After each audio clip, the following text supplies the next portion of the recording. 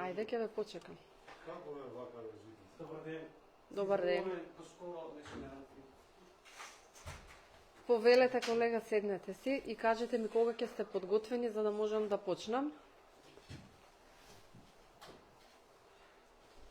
Жешко ме фати ти брза. Значи, Не објасни грачки седни.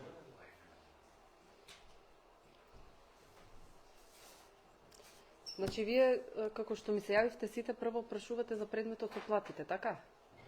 Добро.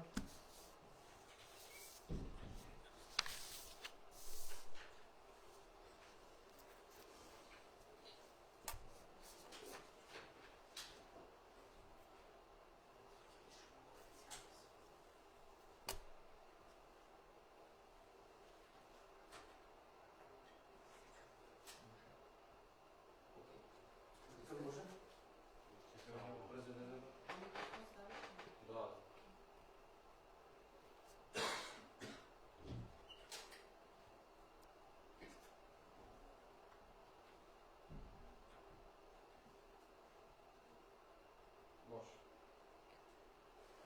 Почитувани медиуми, Уставниот суд денеска одлучи да не поведе постапка за законот за изменување на законите за плати на судиите и за законот за платите на членовите на судскиот совет. За Уставниот суд неприфатливи и неосновани се наводите на судскиот совет и на Сдруженијето на суди, кои што се јавуваат како подносители во овие два предмета, и кои што тврдат дека се загрозува независноста и самостојноста на судството со овие оспорени. Според судот, не се неуставни измените донесени на 20 февруари оваа година, со кои што беа намалени коефициентите за пресметување на платите за 13% или по-конкретно пораст на просечната плата, и од анализата која што ја направи произлегува дека судиите и членовите на судскиот совет нема да им бидат намалени платите, како што се тврди, туку ќе им бидат зголемени, но за минимален износ. Според судот, тие и натаму земаат плата, која што одговара на нивниот статус, улога и дигнитет, и нивната материјална состојба не е влошена, нивната материјална сигурност не е загрозена, како што се тврди во наводите, бидејќи тие влегуваат во групата на јавни функционери, кои примаат највисоки плати во државата. Судот цени дека намалувањето на коефициентите е извршено врз основа на закон, што значи дека се неосновани наводите дека се прави упад во судската власт, бидејќи собранието е она кое што ги е надлежно да ги носи законите. Во овој момент, ова е исходот од точката за која што пројавивте интерес. Ова се дел од аргументите. Кога ќе биде конечно објавено решението за неповедување, ќе можете да ги прочитате сите детали од темелната уставно-судска анализа која што беше направена по овој предмет. Повелете и со останати прашања.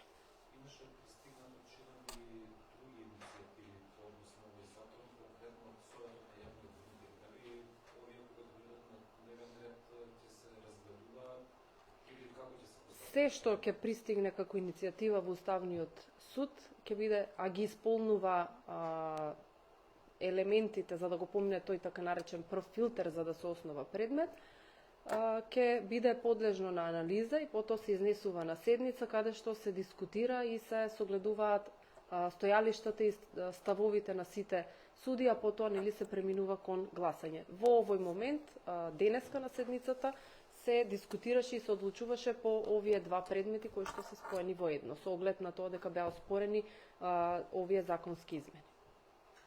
Јас на темата, ако може, се појави информација дека председателката на Уставниот суд Кацарска пронашла веднаш до нејзиното гаражно место каде што паркира приватниот автомобил, импровизиран кревет и нож.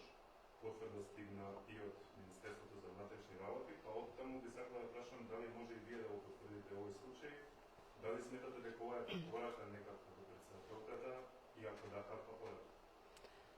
Точно е дека во текот на вчерашниот ден председателката на Уставниот суд Добрила Кацарска во полициска станица пријави евентуално загрозување на сигурноста откако на незиното приватно паркинг место во близина на незиното живеалиште, во непосредна близина на незиното возило и на околу 20 на сантиметри од незиното возило е пронајдено нож и некои други предмети, и тоа е оно што можам да ви го потврдам во овој момент. Во однос на наводите дали се работи за некакви закани, дали станува збор за некаква случајност, коинциденција, оставаме надлежните да ги утврдат тие наводи. Дали има можеби индици дека може да е поврзан овој случај со оној на директорот на КП Идризово, чијшто автомобил беше запален доцна синоќа, имајќи предвид дека токму тој е еден од породниците во случаите што има во Домот Царска како судија, како 27 април, например, познато. Таква паралела од оваа позиција не би можела да ви дадам. Веројатно прашањата треба да ги упатите на друга адреса. Она што можам да го потврдам е незината пријава со оглед дека на незиниот имот, на незиното приватно паркинг место, кое што се наоѓа во подземна гаража од затворен тип и во која што има околу 50 на други автомобили наоколу, е пронајдено забоден нож на 20 на сантиметри во прекинувачот за струја, кој што се употребува токму за да се осветли делот над незиниот автомобил и други останати предмети за кои што повеќе информации ќе може да добиете од веројатно од истрагата. А во однос на заканите можам да потврдам дека имало повеќе непријатности во континуитет, некои ситни инциденти во јавноста. Има закани на социјалните мрежи, упатени лично кон неа, кои што се уште се достапни и верувам дека ќе бидат и тие проверени. Меѓутоа, председателката не сакаше да се реагира за ниту еден од тие инциденти, се до моментот вчера, кога беше пронајден и нож на незиниот личен имот. Дали станува збор за случајност, невкусна шега, или можеби, како што велите, некаква порака или закана, тоа останува да го утврдат надлежните и во секој случај во интерес е на државата да се расчисти тоа.